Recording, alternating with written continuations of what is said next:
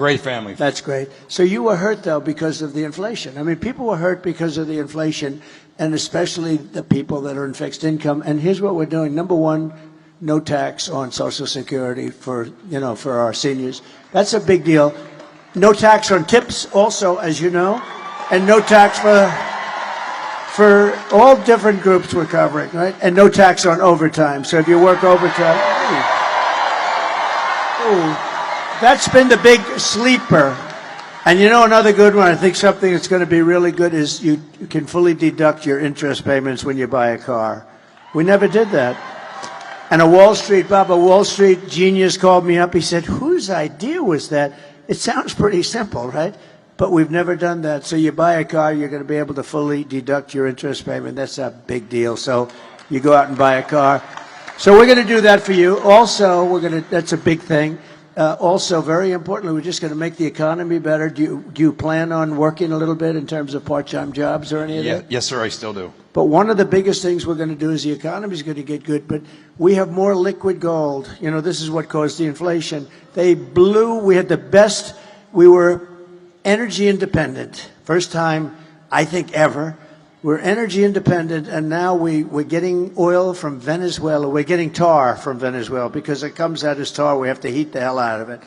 And it's done. There's only one place in the whole world that can do it, and that's in Houston, Texas. So for the environmental people, that stuff is going up in smoke in our territory, and we have the best, cleanest, the most oil and gas of any country in the world, including Saudi Arabia, including Russia, Saudi Arabia, all of them.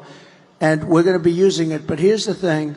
We will get your energy bill, everybody in the audience, including businesses, down by 50% from 1 year from when we take office. And when that happens, everything else is going to follow. You know, so Sage, it was energy that caused, Bob, it was energy that caused the problem. And it's going to be energy that leads us back into the promised land. The energy went up, and also their spending, their stupid spending. They spent money on the Green New Scam at levels that nobody's ever seen before. They just they could have thrown it out the window. It would have been fine. So, and thank you for doing this. This is great to have you. I've seen so many great stories about this woman. She's a brave woman, a great woman. Beautiful too, but I'm not allowed to say that. That could be the end of your political, you know, if you say that a woman is beautiful today, don't be a politician. It is the end of your political career. But she's beautiful. So thank you for doing this. Thank you. Thank you. And what I love about what you said there is not just the promises, which, by the way, who was the first person to talk about not taxing tips? I'm just saying.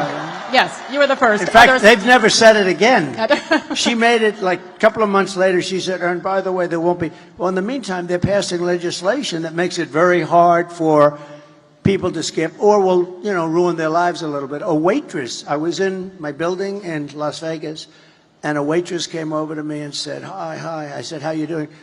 The government is killing me. They're after me all the time about tips and all this. And I said, well, that's very interesting. And she said, like, there shouldn't be a tax on tips. I said, that's an interesting idea. This is my consultant. This is a good waitress. She was great. And I said, that's an idea. I thought about it for about 15 minutes, and I said, what a good idea. But, you know, they then came out like a month or two later. They made the statement. They got blown away because by that time, they're not going to be able to do it. They're not going to do it. Just like he was going to do the educational thing, you know, with the debt. With debt, you borrow money to go to college, and they were going to just write it off. He's been talking about it for 3 years. It's totally dead. They won't get anything passed. We're going to get it all passed. We're going to get it done very, very quickly. So those things. But from your standpoint, Bob, the Social Security is a big deal. So we'll take care of you. And okay. I love the fact that Mr. Trump said, within the amount of time. You said, give us a year. Go fast. So it's not just a promise. It's, okay, give us a year to get this done. So thank you. That is huge for all Americans. I have to say that this, it's right, you said 15 days. That's right. It's hard to believe. 15 days until we get to be great again, right? But we have, look, what they did is terrible because this guy won the nomination. You got 14 million votes. I'm not a fan. but he got 14 million votes, many more votes than anybody else. He had 22 people running. Kamala was running too, and she was the first one to drop out. Shockingly, he picked her to run, which, I think he wished he had that decision to do over again. And they took it away from him. They took the presidency away. This is the first time in the history of our country, it was taken away like you take candy from a baby. And I don't use the word, there are a lot of words to describe it. It's a coup and everything. They took the presidency of the United States away from him. And honestly, they shouldn't be doing it. And, they keep talking about a threat to democracy. They're a threat to democracy, and she's a threat to democracy. What they did is a terrible thing. And just to finish, I believe that Joe Biden likes me more than he likes Kamala. And who would think that? And, look, the bottom line, so we had a debate, Joe Biden, we had a debate, and he didn't do great in the debate, but that's understandable. He didn't do well. And his poll numbers went down, but that's okay because you come back from that stuff. And what happened is incredible. Nancy Pelosi, crazy Nancy, went in, and Schumer and all these guys went in. They said, we're taking it away. Nobody's ever seen that before. Nobody's ever done it before. And it should never happen again. It was a terrible thing. I will say that. I think at the end of the day, all anyone wants, even if your man or woman doesn't win the race, win the competition, is just for it to be done fairly. That's all that people want. So I agree. Here we go. 15 days and counting. We were talking momentarily here about taxes and no taxes on tips, et cetera. And I believe our first question from the audience is on that topic as well. Where's the microphone? Right here. Hello. Here we go. Hello, Mr. President. Hello. My name is Suki. We've actually met before. Uh-oh. I have the tattoo. Here we go. I have the Here we tattoo, go. the portrait tattoo on my leg. We met September 14th in Jim Worthington. Oh, good. He's a good man. That's yeah, right. and I have your portrait on my leg every single day. I get to show everyone. Ooh. I love and All honor right, there's you. our story for the day. Go ahead Here with we your go. question. Okay, Mr. Go ahead. President, again, Thank my you. name is Suki. I have worked as a server bartender. I am a mom of 4 boys. My oldest is headed to medical school. My oldest son is a professional boxer. And 2 of my boys are MMA fighters. Wow. Ooh. That means she's got those good fighting genes. That's what it means. Wow. Are they good? Are they pretty good? How are they doing? He's all over TV. Wow. Wow, that's great. I am a proud mom. Most of my income comes from tips. Making ends meet in the economy is hard. Can you tell us your plan to lower taxes for working Americans like myself? Well, number one, we're going to make the economy much better. I mean, that's bigger than anything we can do is make the economy better. We're not going to let foreign countries come in and steal our businesses, our jobs, and everything else, which has been happening for years. And I must tell you, and I always tell them, why didn't you do something? When we were there, I did a lot about that. We had the greatest economy in the history of our country. We had the strongest border in the history of our country. I don't know if they have the chart, because this is such a different forum from from making a speech or doing a rally, but we have a chart that's an amazing chart. In fact, it's probably my favorite chart of all time. Because I wouldn't be here without that chart. And oh, good. We wouldn't be here. We definitely wouldn't be. But if you take a look, see the arrow on the bottom? That arrow is my final day in office, and we had the lowest illegal immigration that we've had, I guess, probably in history, certainly in recorded history. And it was going lower. And we were going to let people in. We want to have people come in, but they have to come in legally. We have to know they love our country. They can. That's right. We don't want people coming in that were up for murder. And not only up for murder, convicted. We have 13,099 convicted murderers that were released into our country from the prison systems, penitentiaries in other countries. And the last count was 180 countries when you think of it. And we just can't let that happen. We also, drug dealers, gang members, everybody. And if you look at Venezuela, if you look at a lot of these countries where they came from, they opened up their prisons and they allowed the people to come out. And honestly, I would have done the same thing about it. It's called open borders. They heard we were open. They took them out. Thank you. Oh, it's so cute. Look at her. She's very politically wise at that young age, right? Both. These are young kids, and everybody's liking politics nowadays. Well, we better win or they're not going to like it too much, I can tell you, right? They're not going to like it. So we can't let that happen. We're going to make our economy great, and you're going to really come along with it. And all of those other things that I talked about, including no taxes on tips, all of that's going to be just something very special That'll for you. be a great thing. Thank you. And tell your boys to do great. I'll be watching, okay? Ethan Mercado, look out for him. Okay, we'll be watching. We'll Thank be you, watching. President Trump. Thank you. I love you. Congratulations. Thank you, hon. Thank you, Suki. And I think that is something that has not been talked about enough. We will get there a little bit later in this town hall as well, but the effects on the economy because of the open border. Yes, safety, but also the financial drain and every aspect. So we'll get into that a little bit more as well. I have to tell you that, if you look at the polls, they'll tell you that the biggest thing is the economy. Second thing is the border, but I think this is bigger than the economy. I think when you talk about the economy, I think you have to include inflation in the economy, because the inflation's the worst we've ever had. I think it's just absolutely, in the old days, they used to call inflation a country buster. You go back hundreds of years, Germany had big inflation. It was destroyed. Other countries were destroyed by inflation. With all of that, I think what's happening at our border, where they're allowing millions of people to come into our country every year, totally unchecked and unvetted, coming from prisons and mental institutions and coming in as terrorists. We have the highest level of terrorism, highest level of terrorists that we've ever had. We've never had this many terrorists come in. We had one year where and I don't even believe this myself, the Border Patrol made these charts, and in 1 year, in 2019, I guess it was, they had 0 were allowed. Now, I think it's probably wrong. It must have been some, but 0. They put it down as 0. And this was not from me. This was from them. And the following year, it was 11. And now we have thousands of terrorists coming into our country. And nothing good can happen with that. Nothing good is going to come out of that. So I really think it's a big part of the economy, too. But I think the number one threat that we have, and I actually think the thing that people are going to be voting on most is what's happening on our southern and but our southern border. And I think it's the number one thing that people want to talk about. Yes, I totally agree. And we love that chart, too. I love we that love chart. that chart, too. I sleep with it. I kiss it when I go to bed. That's a great visual, Mr. President. Let's keep it going on the topic of safety. Our next question is also from the audience here. His name is Chris. Chris, yell out. Where are you? Here we go. Same spot as Suki. Hi. Hi, Chris. Hi, Mr. President. Thank you for coming to Lancaster. As the Lancaster County Sheriff, I'm committed to upholding public safety and reducing crime in our community by working closely with local law enforcement and other partners.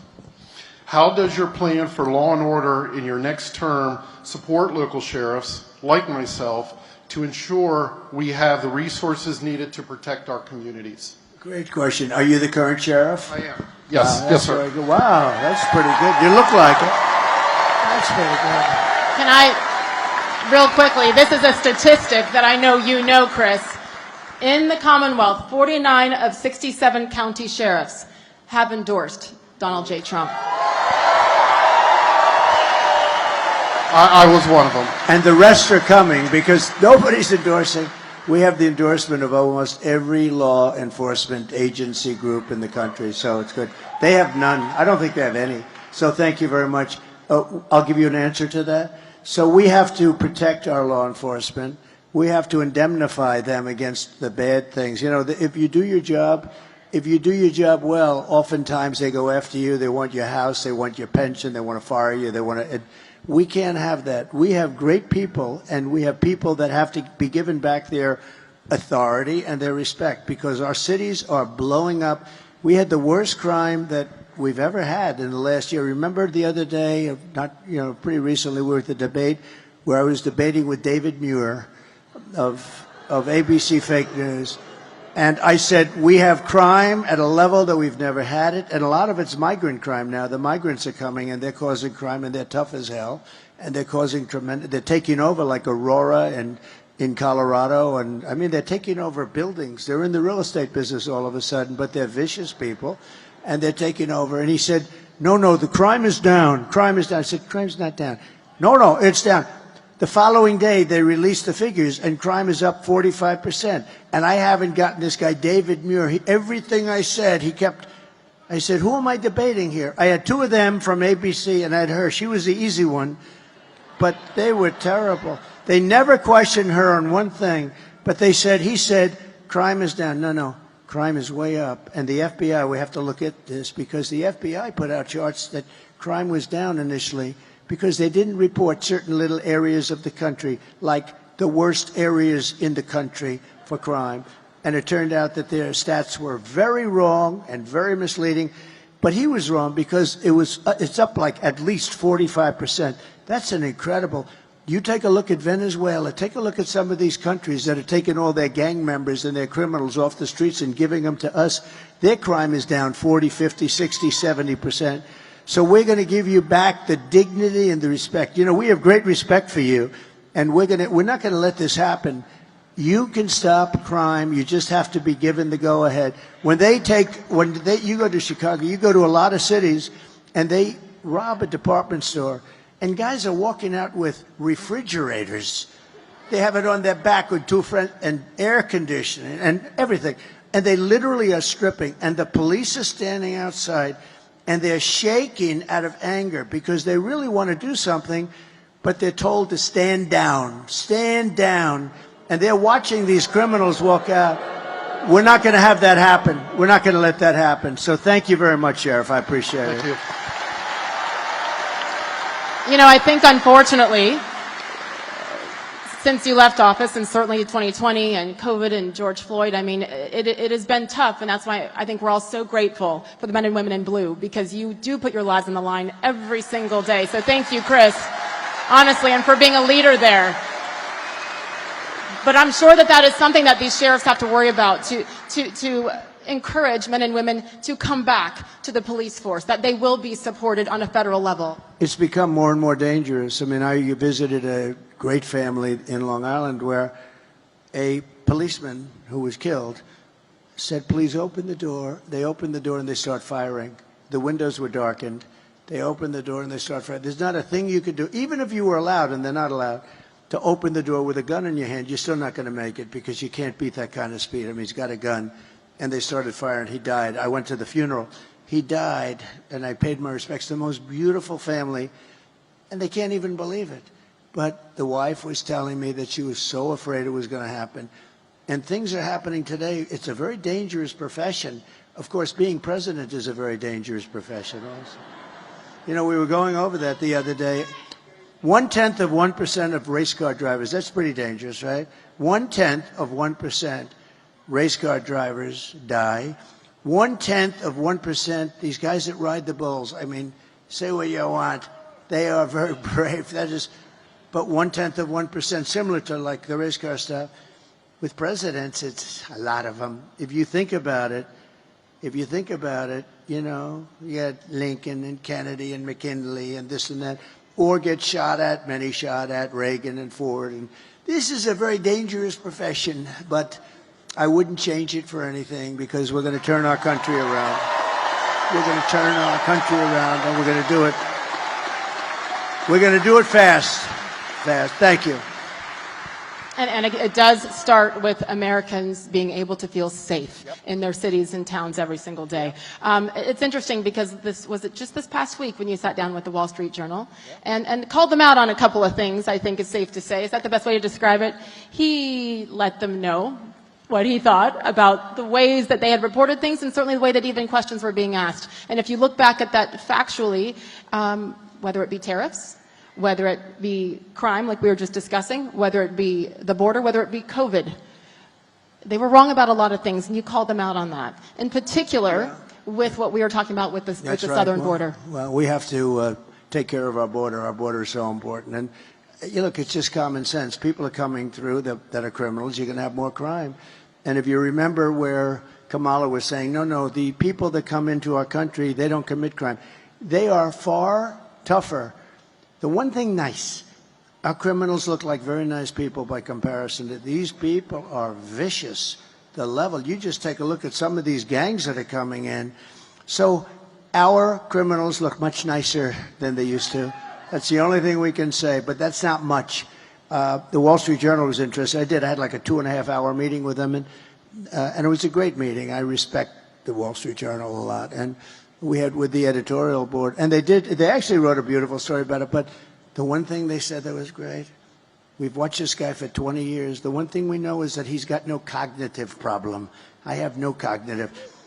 She may have a cognitive problem, but there's no cognitive problem. It was nice that they actually said that. They said, you know, if anyone has any questions, we were grilling this guy for 2 hours or 2.5 hours. Got no cognitive. In fact, if anything, he's maybe better. I don't even know if I like this. Maybe he's better than he was 20 years ago.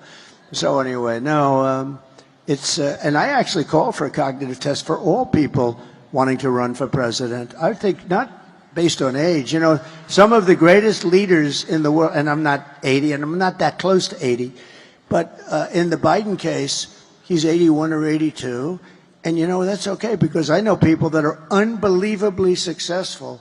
By the way, a man who's very successful is Rupert Murdoch, and he's 93 or 94. He was at a meeting that I had the following day, and he's sharp as you can be. I mean, he's the same guy that I've known for 25, 30 years. He's sharp, and he's in his 90s. We've had some of the greatest leaders in world history that are in their 80s. And, but it was very interesting, because in reading the article, it was a great article. But I appreciated that they said that. It's very nice that they say it. I've done cognitive tests. I've done them twice, and I aced both of them. And the doctor, in one case, said, I've never seen anybody ace them. They've never seen anybody ace them. But I'd like to see cognitive tests for anybody running for president or vice president. I think it's important in a way. And it should have nothing to do with the number, the age, in my opinion. No, it's all about the test, and turn them in and make that part of the requirement. You know, I did ask about it, though. Why can't they? They say it's unconstitutional, which I think is too bad or ridiculous. But I'd like to see that. I think it would be great if we could have, you know, good, strong tests for people that are running for president, vice president. They do say, however, it's unconstitutional. Who likes the idea of that? I do. Yeah. Well, there's an age minimum, so add that to it, 35 years and a right. cognitive test. Yeah. Because you could be 41 and have cognitive issues, right? I mean, there's I've said it for a long time, and I think it would be a great thing if we could do it. Let me ask you one more time to wrap up the topic of the border, because the second you left office and Biden-Harris took over, they immediately implemented changes and changed drastically so many of these 99 things. changes, can you believe? Immediately. Like remain in Mexico. Like you got to remain in Mexico. You can't. That's a little change, right? And you think that was easy to get from Mexico? I said, we want them to, and because of tariffs, I said, look, if you don't agree, I'm going to charge you 25% tariffs. They said, we would love them to remain in Mexico. I'll never forget. They were so against it. So how quickly can these be implemented again and changes made? Almost immediately. Remember one thing. I watched her the other night about a bill. The bill was a disaster, by the way. It was a horrible bill. Would have let people have immunity. It would have given people, millions of people would have allowed it to come in aimlessly. It was a hopeless, horrible bill. But she always uses that.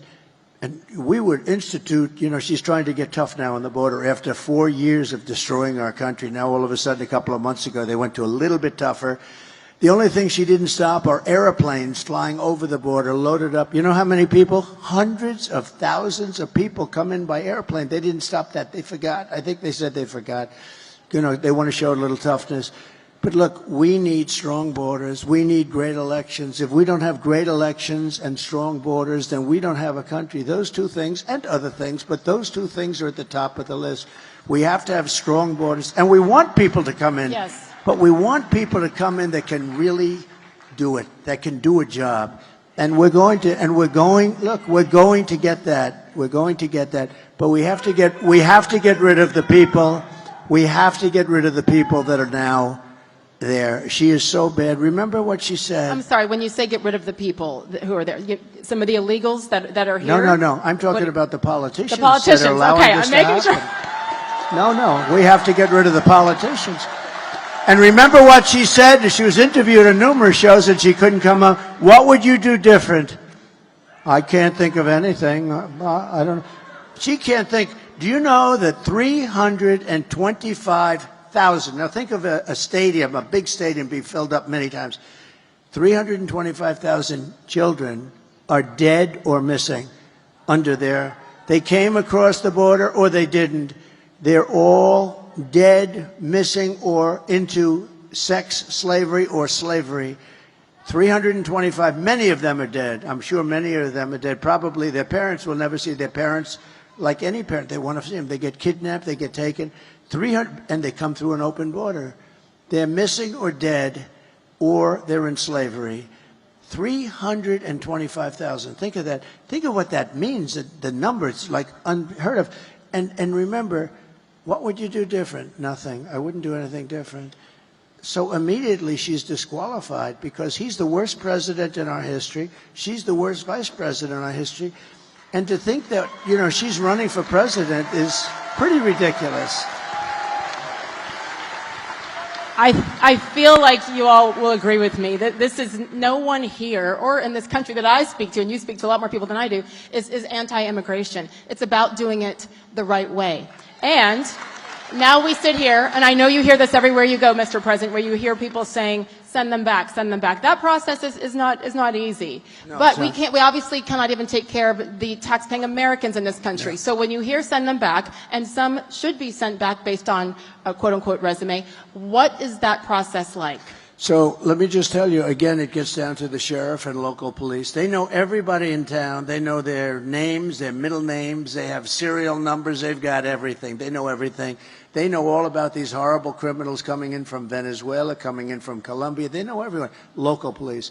The local police will work with others. And look, from a practical standpoint, it's very tough because there'll be one woman with two beautiful children who gets brought back, and there'll be tears, and the Times and all these crazy newspapers will do stories about one person when you're, you know, so it's a very difficult thing. But we start with the murderers. We know who they are. We don't know everything about them because they've been let in without being vetted. But we start with the murderers. Nobody wants to have murders. These are people that some were getting the death penalty. They were going to be executed in their own. Some killed more than 5 people. Some killed more than 2 people. One killed like 9 or 10 people. We want them out. We start with them. We start with the drug dealers. We start with the people that are causing. Oh, by the way, you start also with the terrorists. You got to get them out. And then we start figuring out what the hell we're going to do, because what they've done to our country, what they have done, and I'll tell you who is affected most, the black population, the Hispanic population, because their jobs are being lost. People that had jobs for years are losing their job now to people that came into our country illegally. So that's a really, and they're starting to see it. You know, the black population over the last short period of time, their numbers, their unemployment numbers have just skyrocketed. The reason is people coming into the country illegally are taking their jobs. So, and I'll tell you what's going to be affected very much are going to be unions. But you're going to see things happening that are just, it's just too much. In one town in Ohio, a town of, think of this, a town of 52,000 people, they put 32,000 illegal migrants in this town, right? 32,000 illegal migrants into a 52,000 people town. In Aurora, they have people that are running in and walking down the streets carrying weapons. And the landlord to the building is saying, I don't know what I'm going to do here. They're collecting the rent in the building for themselves. I mean, and this is happening all over. This is happening all over the country. You know, we mentioned a few different places, and a lot of mayors don't want to talk about it because it's bad for the reputation of the state and the town or the city that they're in. But look at New York, what's happened. Look at Chicago. Look at Los Angeles, what's happening. Our country's being destroyed by incompetent politicians.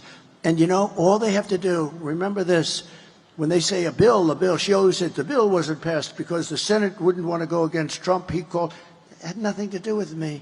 The bill was no good. But listen, all the president has to do is she gets to the White House, wakes him up. They call because if it's after 4 o'clock, he sleeps after 4 o'clock. Get him the hell down to the Oval Office and say, President, sign the bill. All he has to do is say, the borders are closed. Tell that to the Great Border Patrol. The borders are closed, and those borders, that's what I did. I didn't have a bill. I had the best border maybe ever. I didn't have a bill. I just said, close the borders now. And they were closed. You don't need a bill for that. They have been saying that for years now, that they needed to get it approved in Congress and all You of don't that. need a You bill. don't I need didn't it. have a bill. I didn't have a you bill. I didn't said, have close the borders. You know, my father used to tell me when, like, we'd hire some guy and, sir, could I have a letter of authorization that I got this job? And my father always used to say to me, you know, son, every time they need a letter, they never work out to be any good. The guys that don't need a letter, those are the ones that you want. Because when they ask for a letter, that means they don't have it. This guy, so what happens is you call up the head of the Border Patrol, you call up the group, and you say, effective immediately, the borders are closed, and they close up. And that's what I had. I didn't have a bill. I closed up the borders. And the billions of dollars that are being spent across the country to pay for the education, the health care, the rent, the insurance for illegal aliens can go to Americans, can go to minorities, can be spent on veterans who are on the streets homeless. So I have hope, and we're going to hold you to this. But you know, it's not financially feasible or sustainable for us to be paying for hundreds, not for hundreds, for millions and millions of people. It's estimated now that the real number is over 21 million people in 3.5. 21 million people came into this country. Many of them are seriously bad people. And that's why the graphic is the best graphic ever. I was wondering who that was. It's the fake news. No, these guys are great. These are the photographers. When they take good pictures, I like them. When they take bad pictures of me, I don't like them. They usually turn out to be not so nice, but that's okay. Here's a man. Pulitzer Prize, Doug. Pulitzer Prize. It's the only thing good about the New York Times is Doug. Pulitzer Prize, everybody. Pretty good. He's good. He's a good guy. They're all good guys. Very talented guys. Good. Yes, we pay extra close attention to any movement up near the I was stage wondering these who's days, coming don't we? in. I was looking. I was getting ready. Put up your dukes. Here we go. Here we go again, yes. Back to the audience. Where is Paul for a question? Good evening, I got to get Mr. to work. President. He's behind me. Hello, Paul. All right, Paul, let's go. Hi. You ready? And to kind of talk a little more about the border. My name is Paul, and I served in the United States Army in the Pennsylvania Army National Guard. Thank you.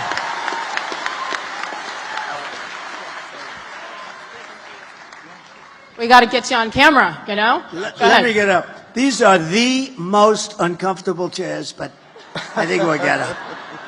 There is no chair like that chair. I'm so glad you said it. How are you? Nice to see you, man. Very That's nice to great. meet you, Go ahead, President. please. Sir, right now members of the National Guard are mobilized because of the crisis at the border. How soon will the wall get finished if you're elected? So the wall, we built hundreds of miles of wall, more than I said I was going to be doing. And again, I had a hard time with Congress on the wall. I took it out of the military because we rebuilt the military. We had a lot of money in the military. We took out billions because I considered it an invasion of our country. It was very easy.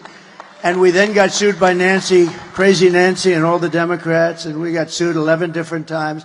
We won all the suits. It was brutal, but we were sued a lot. And we got hundreds of miles of wall built. And then I said, let's add some more. And one of the reasons we did have the great success is because I got the wall built. I was building wall at levels that nobody had ever seen. And we were going through tremendous obstacles. It was hard, but we got it done. And then I said, let's add 200 miles because there were certain areas. You know, it's interesting. When you add wall here, you got to add a little more wall here. And it was just it's like water. It's like water. And we were ready to do that. We ordered 200 miles. It was ready to be thrown up. It could have been thrown up in 3 to 4 weeks. And then we had a very unfortunate election. And these characters took over. And I said, you know, something's going on. They're not putting up the wall. They have to put up the wall. It would have been unbelievable, totally secure, very hard to get through the wall. That was the wall specifically that Border Patrol and all of them wanted. This is the one that they wanted. It wasn't what I wanted. I wanted to have concrete plank going up 30 or 40 feet. They said has to be steel, has to have, have to be able to see through it, et cetera, et cetera. And this is a combination of steel, concrete, and then rebar in the middle, each one of those pieces. And then they have, I told this yet, they have an anti-climb panel on the top. And I hated it because I didn't like the way it looked. These things were so beautiful. And we had to put the anti-climb. But I said, no way I'm going to do that. I hate it. It was costly, but I hated it. And then we had people climbing. And it's true, the anti-climb panel is exactly what it is. It was much harder. So I said, all right, we'll do it. But this is exactly what they wanted. And they didn't want to put it up. And that's the first time that I realized that they actually want an open border. Who would want an open border? It's like, who would want an open border? Who would want men playing in women's sports? Who would want all these transgender operations on your children? So we built a tremendous amount of wall, and we were going to do another 200. But I got Mexico to come in, and they gave us thousands and thousands of troops while we were building the wall. That was hard to do. Remember, I always said Mexico will pay. They paid much more than what I was talking about. They gave us troops. They did a really good job. They didn't want to do it. They said, no way. And I said, way. And they said, no, we're not doing it. And I said, if you're not doing it, I'm going to charge you a 25% tariff. And they said, these tariffs, I'm telling you, it's my favorite word in the dictionary, outside of love and religion. But so I said, we're going to charge you. And we got the troops from Mexico free of charge. And they were, it really did the trick. We had great success. But the net result is all of this wall that we built, they ended up selling for 5 cents on the dollar. Very expensive stuff, too. Not all of it, but a lot of it. And Texas wanted to use it. Arizona wanted to use it. And the federal government wouldn't sell it to them. And they sold a lot of it for 5 cents on the dollar. These are people that hate our country. I'm convinced of it. There's something. You got to vote them out. We got to get back to common sense, right? Thank you. How immediate is that process? We talked about sending certain individuals back. How immediate is the wall process? Can they begin building right away? Yeah, the wall. Yeah. I've become very good at building walls, actually. Remember, there's only 2 things that work. Everything's obsolete other than that. See their cameras? Look at these beautiful cameras they have. In 2 weeks, they'll be obsolete, right? Everything. The computers are going to be up. 2 things. What are the 2 things? Wheels and walls. They're not obsolete. They always work. And you can always have a wheel and a wall, right? Look at her. She was the one that was crying. If she was crying, that means she likes, you like Trump. Look, she's crying again. She's crying again. Here we go. Stand up, show everybody. Oh. Very nice. Thank you, sweetheart. Are your friends as passionate as you? Yes, well, oh boy, I'm glad they have those good seats. Thank you, darling. Appreciate it. Thank you. We call these, don't we call these happy tears? These are happy Those tears, are of course. tears Yes. that are happy tears. Okay, let's keep it going. Olivia, I'm not sure, is Olivia in the audience or is Olivia on stage? Hello, Olivia. Come join us. You get to stand in the middle here. Go right ahead. Good evening, Mr. President. My name is Olivia, and I'm a first-time voter from Stevens and a college student. Based on the inflation and weak job market, it seems like a big stretch that I'll ever be able to own a home. What is your plan to help bring down inflation and make life more affordable for Americans like me who are just starting off? And a home is a big deal, right? Yeah. You can't have the American dream because I'm giving the American dream. I gave up so much during that 4-year period. We had the greatest economy. We had the greatest everything, and people were back to a thing called the American dream. I'm so glad you used the term. We're going to get interest rates way down. There are some places, 35% the cost of a home are regulations and nonsense that shouldn't be, between long-term zoning where it takes years and years to get it developed. We're going to take a lot of that out. I did, and they put a lot of it back in. The environmental approvals are terrible, just terrible, so ridiculously bad. And we're going to get it taken care of. We'll bring down the cost. The biggest thing with 2 things: make the economy good so you get a lot of money, right? Make the economy good. And the other thing is interest rates. We're going to get interest rates. Right now, you can't get money. Even if you had a good job, you're paying 10%, you're paying 11, 12%, and you can't get it. When I was president, it was 2.2% interest, and now, and the money was all over the place, and now you can't get the money. So we're going to make sure that you can get the money. And who's going to occupy that house with you? Right now it's just B. But a beautiful family eventually, right? Huh? I'll bet. Thank you, darling. Thank you. Thank you, Olivia. How about that first-time voter, Olivia? Great. Gets to ask the president a question. You go, girl. Good job. Let's keep it up. Ready? Where's Ty? Ty. Hello. Come on up here, too. Right in the middle. I like that. Do you like that, everybody? Should I do it? Should I do it? What do you think? Should I grow one of The goatee? She said yes. Why not? Come here. Thank you very much. Looks good. Good evening, Mr. President. We'd like to first thank you for being here and taking questions from us. The people of Carbon County would like to thank you for your service and commitment for making America great again. My name is Ty. I'm a small business owner. I've seen the detrimental effects of Kamala on the war on coal and rising energy costs. When you were president, the average price for gas around here was about $2.50. Today at the Wawa on the corner, it was $3.34. That difference over 4 years adds up. What is your plan to help businesses like myself, especially with the cost of energy? So we actually had, and a big thing is going to be the cost of energy. Energy is so big, it's so like amorphous, it's all over the place. If you make donuts, it's the stove and the truck to bring them to wherever they're being delivered. The biggest thing is energy with this, with what you're talking about. We're going to get that way down. And our price per gallon was actually, we had it down to $1.87 a gallon. And we had actually the $3.50 was up to, that you had mentioned, that was up to $4, $5, and $6, and it was heading up again, and then they went back quickly. You know, they ended my energy policy, and they were getting killed, and they went back to it. What they don't say is that they went back to it. You know, they said, we're getting killed here the day after the election. If they won this election, they're going to go to a no fossil fuel deal. You're going to have all electric, and you're going to say, oh, I can't go far. It costs too much, and they're made in China. And you know, we love Elon Musk, and he makes a, and I think,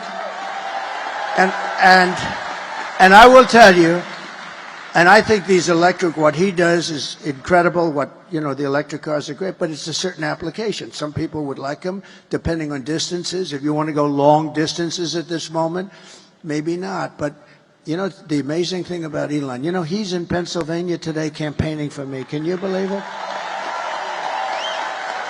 And the Tesla is a great car, but I will tell you, but he will be the first to tell you, and he never called me once because I hit them hard because they have this electric mandate that in a very short period of time, everyone's forced to have an electric car. Well, what about hybrids? What about regular gasoline-propelled cars? We have more gasoline than anybody, but China has the product to make the batteries, so it's not a good thing for us.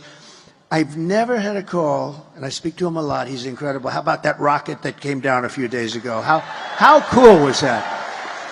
I called him up. I said, was that you? He said, yes. Nobody else can do that. Russia can't do it. China can't do it. And the U.S. can't do it, other than it's him. But no, he's incredible. But you know, amazing thing, he never once called me up and said, give you my word, I never once called me up and said, lay off the electric, would you? He gave me the greatest endorsement. He understands what he's going to have a tremendous market. There's a great market for that, but not 100% of the market. It's, you know, gasoline and hybrid. And there's another one, hydrogen. Did you ever hear that? That's a new one. But here's the problem. He knows. Mr. Wall, please stand up. He's heard this before. This gentleman has come to 300 rallies. He likes me. You know, he's a very successful guy, too. He just likes these rallies. He'd rather be watching this than some crummy football game, right? But you know, what is happening is there is a lot of great technology, but hydrogen is not acceptable because it's better than anything except when there's a problem. It has a tendency to blow up. And when it blows up, you are unrecognizable. They call the wife down, would you please examine, not really the body, because there's no body, it's just a pile of stuff. And I don't want the hydrogen, if you don't mind. You know, it's one of those things that's really wonderful, but when it doesn't work, you're dead. We don't want that. So we'll come to another, but there'll be other, over a period of time, there'll be other things. We're going to get those interest rates down. We're going to, and I'm telling you, I said it at the beginning, I'll say it again. We have more liquid think of it. We have more gasoline and gas, and we have oil converted easily into gasoline. Also oil for your house, for your air conditioning, for your heating. We will have your electric bills and all of your energy bills down by, we're going to cut it in half. Anything you're paying right now, and that's going to make your business strong by itself. That's good. And it'll be done within 1 year. Because what are we going to do? Drill, baby, drill. Frack, baby, frack. Frack, baby, We're frack. going to frack. We're going to frack and drill, okay? Thank you, man. And Thank Ty, you. Oh, good. I will. I will. And Ty, what is your business? I own a bar and restaurant in Lehighton, Pennsylvania, in the Carbon County. What's the name of it? Boatyard Bar and Grill, just outside of Jim Thorpe. Sounds There you great. go. Huh? Thank you. Thank you. And I love this. I love this topic because we know how many small businesses were decimated, especially after COVID and what has happened since then. So, Ty, we're here for you. Go hang out at Ty's bar. Why not? The one thing sounds good. I'll bet it's a good place. Got a lot of action, right? Oh, Stan Musial? Oh, I see Dan Muser. Is Dan here? Oh, where's Dan? Is it that good, Dan? I thought he said Stan Musial, Stan the man, remember? Hi, Dan, how are you? Who do we have here? Look, come on up here for a second, Dan. Am I allowed to do, because this is our host, so I don't know if I'm allowed to do this, but what do you think? One of our This great, is the boss. one I of am our not in great charge Congress here. people. Come on You up. know, under this forum, we don't really Secret Service is announce gonna our examine it. Congress people, our senators. And you're going to tell me who else is here with you, Dan. Come on up. This guy is fantastic. Congressman Hi, Dan. Dan Welcome. Come on up in the Muser. middle. How are we doing? Most importantly, Dan, most importantly, he's very much involved with the election. How are we doing? We're doing great, Mr. President. And you know why? Because the enthusiasm for you has never been higher. And hey, how about it, everyone? We have so much to thank you for. What you did as president, our country was never stronger. What you're doing now, you and your family, what you've gone through for surviving, we thank you very much for that. And folks, how about we're going to be thanking him so much when he truly makes America great again. It's all going to happen pretty fast. Thank you, Dan. Lloyd, come on up here, Lloyd. Come on up here. Lloyd Schmucker, Congressman, Warrior. Lloyd Schmucker. Come on up here, Lloyd. Thank you very much. That's great. That's great. Hi, Lloyd. These are two warriors. He had no idea he was being called on stage, did you? No, not at all. But I can tell you, this is the district that I represent, and these are a room full of people who love you, Mr. President. They love him too. And I'll also tell you the enthusiasm is higher than 4 years ago and even 8 years ago right now. We're seeing volunteers like we haven't seen before. We're going to win this area big. Thank you very much. Thank you both. Thank you, Dan. Thank you, guys. Thank you, man. Thank you. Thanks, Lloyd. Thank you. Good. Oh, I'm lucky. Oh, you have no idea the hell that I'd have to. If we would have said goodbye and these two warriors weren't introduced, I would have had a problem. I would have felt very badly good. Is there anybody else? You're going to go for McCormick. I know that, David. Do you know You're what I gonna go for enjoyed David. watching was the expressions Very well. on the faces of the Secret Service as he's inviting people on stage, right? They're not happy. They don't get too happy. That's right. They're saying, excuse me, sir, they won't be allowed on the stage. Anyway, this has been really great. You ended the question with Ty about frack, baby, frack. And Going to frack, baby, frack. Frack, She baby, is frack. not going to frack, by the way. She's been against fracking. She wants to confiscate your guns, and she will do it. You know, with a politician, take a look at their initial record. That's what they go back to. She's only doing this because of the election. She just changed all these. She changed 15 different policies. She wanted the transgender operations, I mean, almost at will. And a lot of them, though, the taxing. She wants to do a capital gains tax on, think of this, on unrecorded values. Think of this. If it goes up, you don't have any cash, it goes up, she'll put everybody out of business. She wants a capital gains tax that's going to destroy the country. She wants to raise your taxes to 70 or 80%, kill all your jobs, chase everybody out to other countries. You know, businesses today they will leave our country. They're international businesses, the big ones. And you want to get cute, everyone's going to pay. They say one day, I'm going to Asia, I'm going to Europe, I'm going to Germany, let's say, I'm going someplace. We can't do this. She wants capital gains taxes that have never been even tried before. They will destroy the country. This woman is so incompetent, she's so bad, you cannot, and I would normally not like to speak like that. If they get chosen, our country's finished. You know, Elon Musk is a very smart guy. You got to see his endorsement. He said, if this election isn't won by Donald Trump, our country is essentially finished. That's a hell of a statement for him to make. And he's a totally brilliant guy. This guy's got so much. And I have to say, and I've said it before, I said it yesterday at a rally, he makes something that Starlink, that I never heard of it, but it's great. It's communication. North Carolina, Georgia had some areas that were not, basically it's communication. It's a communication system.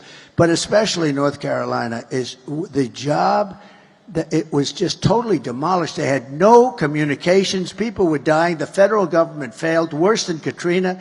They did nothing. The White House, her and Biden did nothing. And they needed to get Starlink. They said, you know Elon Musk? I said, I do. What? Because I was there. They said, is there a way we could get Starlink? So I called him up, and he had that to them so fast. It was unbelievable. And you can't get it. The congressmen know this. And so I just want to thank Elon Musk. But when you look at his endorsement, where he endorsed me, I mean, he's not going around all over Pennsylvania day and night, day and night. It's like he's running. He just feels that our nation, if it doesn't win this election, the nation is not going to survive. It's not going to survive. It has been incredible so I want to thank watch. Elon. Yes, it has been a blessing to watch him. Without the First Amendment, we have nothing. And Elon Musk has come. Buying Twitter was an incredible thing to do. And I think all of us are so grateful for him appreciating what America was founded upon. I will say about the fracking, to wrap that part up, fortunately, we do have something called videotape. And in 2019 and several times since Kamala Harris has said she would ban fracking, and now we come back and a lot of flip-flopping on that. So just like with the border, when I asked timing and how quickly, we're in the Keystone State. We're in the Commonwealth of Pennsylvania, fracking. I mean, this is a gold. Do you want to put right up, here. do we have one of those fracking statements that she made? Because here, you know, we put it up sometimes, but Pennsylvania specifically. Yes. It's about fracking. Can they put that fracking tape up if they could do it? I don't know if they can do it. This is a different forum. But if they can, put up the frack. I'm committed to passing a Green Deal and finally putting an end to fracking once and for all. If they fail to act as President of the United States, I'm prepared to get rid of the filibuster to pass it in. I'm offering a Green Deal that has been described as one of the most aggressive and progressive. What is it a big deal? It is a resolution. I believe that the underlying principles behind it are sound and important. What is the solution for voters who have jobs and interests in the fossil fuel industry? Giving the workers an ability to transition into good jobs in the future. Of course he's going to do it. It's not about a cost. So there you heard it. Good job backstage. Give me my wife. I said, give me that fracking statement. No, she doesn't want fracking. She's never wanted fracking. And by the way, she destroyed one of the greatest cities in the world, San Francisco, destroyed it. It's not even livable. She destroyed it, and she destroyed, along with Gavin Newsom. Have you heard of him? Terrible, one of the worst governors. He'll go down as one of the worst governors in history. Gavin Newsom. But the two of them destroyed California. How do you destroy California? The ocean, the temperature, everything is, it's like a perfect place. They're destroying it. They had more people leave it, think of it, than come in. First time, I think, ever. It's an incredible place, and they have virtually destroyed it. And she's not going to, she will not destroy, we're not going to let her destroy America. That's all there is to it. Fracking. How soon? How quickly? How much in Pennsylvania? Well, we have to go. You know, what you're doing is fracking, but you can do much more. You can do double and triple what you're doing right now. You're restricted by so many different things that they put on. So we're going to let them frack like a duck. Frack. You can do 3 times what you're doing now and even 4 times and you can do it.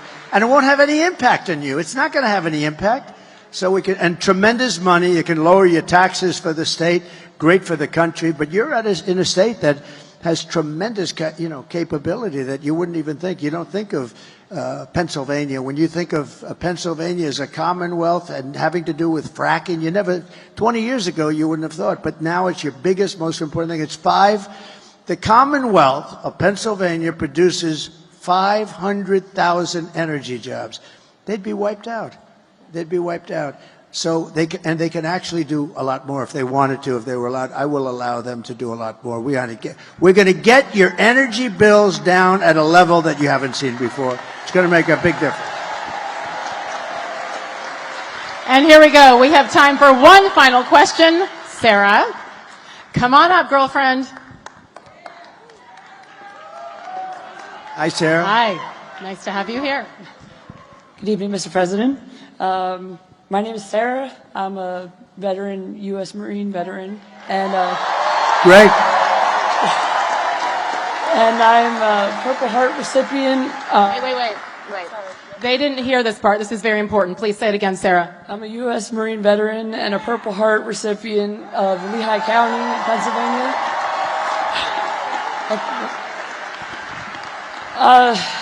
Many veterans face significant challenges such as accessing quality health care, mental health support, and transition assistance back into civilian life. Will you commit to making the VA Choice program that you open up permanent? So we had VA Choice, and this was something that was so important, was sought. That's where you have a choice of getting a doctor if you can't get fairly, quick service. And I will say we have great doctors. The doctors are incredible, but the administration of it is not good. And as you know, 4 years ago, we had the highest rated VA ever. We were at 92% approval rating. And I got 2 things done. I got VA Choice, and that was basically you wait, and if you don't have a doctor within 48 hours, you can go outside, get a doctor, we pay the bill, and you get yourself taken care of. People were waiting for 4 and 5 months to see a doctor, and they were not feeling well, but literally it was a minor thing, and they end up being terminally ill because of it. Think of it, terminally ill. The other thing we did, we had a lot of people that because of civil service and unions and other things, you couldn't fire them under any circumstances, no matter what they were.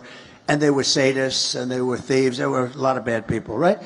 You couldn't fire anybody. So they were living with people that were horrible. And these were both authorized by Congress. One was 52 years, they couldn't get it. The other was 58 years. I got the right to fire bad people that didn't take care of our veterans, right? You know that. And we fired 9,000 people and replaced them with great people, with loving people. And those 2 things, and we had a 92% approval rating, and it's never been even close to that. Now, here's the bad news. They're very rapidly breaking the system up. They've hired a lot of the people back that were terrible and that we fired. One of the problems, it's just unbelievable. And they don't, you know why? Because they don't know what the hell they're doing. And the other thing is they're slowly getting rid of choice so that they're making it so tough that you almost can't use it. We were actually saving money on choice because you save, a doctor would fix them up and get them back and beautiful. Instead, they were getting sicker, and sicker, and many of them became terminal. I did one other thing, I have to say, right to try. That's where you have a right to try medicines that won't be approved for another 4 or 5 years. They've been trying for 50 years, more than that, to get it approved. And, the insurance companies didn't want it, the country didn't want it, nobody wanted it, the doctors didn't want it because they didn't want to be sued. And I said, here's what we're going to do. I sat down in a room with all of them, the labs. I said, we're going to make a deal. They're going to sign a document saying they're not going to hold anybody liable, and we're going to get the right to try. And nobody really wanted to do it, but we did it. I forced it on them. We have saved thousands and thousands of lives, and even the labs now, and the doctors like it, because we're finding out that, some of these things are incredible. They're taking people that were terminally ill, and they're getting better. Some of them are getting totally better. And we've saved thousands and thousands of lives. It sounds so simple. I love the name, Right to Try. People used to go to Asia, they'd go to Europe, they'd go all over the world looking for a cure, or they had no money and they couldn't do that, they'd go home and they'd just die. Now they sign a simple document, and we're using space-age things that won't be approved for another few years by the FDA, and we move that time up, but they won't be approved for a little while. You know, you have to go through a very extensive testing. But if people are willing to sign that, we have saved so many thousands of lives. So I think you understand. But we're going to go back to choice very rapidly. Immediately, we're going back to choice. And we're also going to get rid of the bad people that don't love you. Okay?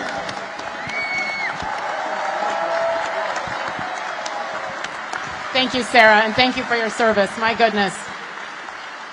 Army brat here. That's where our roots are. Our servicemen and women, our first responders, that's where it is. And so thank you, Sarah. Thank you so much, and congratulations.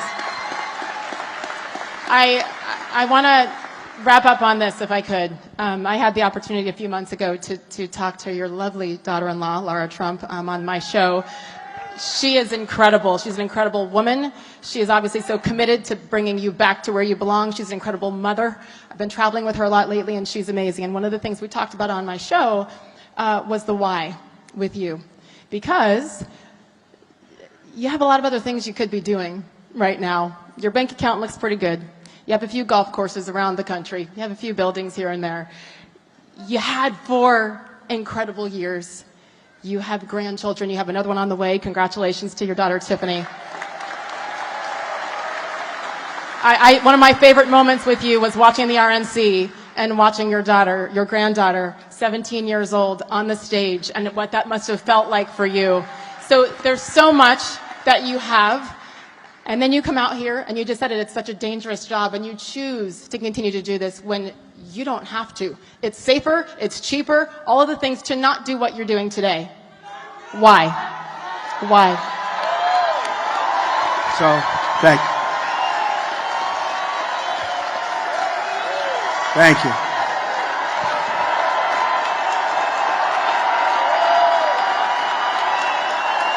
Thank you. So, I probably am asked that question more than any other question. They say, thank you. Thank you very much. Thank you, everyone. I think I'm asked that question maybe like, why do you do this? Or if you had it to do again, sort of a similar question, would you do it over? And the answer to that is so easy and so emphatic, yes. But the reason is, I was saying to, in a sort of kidding fashion the other night at a rally with these great rallies, and I was saying, I didn't have to be here. I was in the middle of a little bit of a rough area, and I loved every minute of it. We had, I think, 28,000 people. We had 101,000 people in Butler, you know that. We had 107,000 people in California the other day. And I said, here's the story. I could be anywhere I want. I could be on the finest beaches having that sun go over that very white skin that hasn't seen sun in years. I could be hit in the face with beautiful waves of salt and beautiful salt water. I could be wherever I want, and I have great properties all over. Or I could be here with you people, and you know what? I would rather be here with you than any other thing that I can do, because you have a lot of people that are rich or wealthy and they can do what they want to do. But we're doing something that's unique. This is the greatest movement of all time. We're going to turn our country around. Our country is really, it's a failing nation. I don't care what you say. I mean, we're laughed at all over the world by other leaders. 4 years ago, we were respected by everybody. China, Russia. Russia would have never gone into Ukraine. Israel would have never been attacked on October 7th. We would have never had the most embarrassing moment in the history of our country, which is, you saw what happened in Afghanistan, the Taliban. We would have never had, think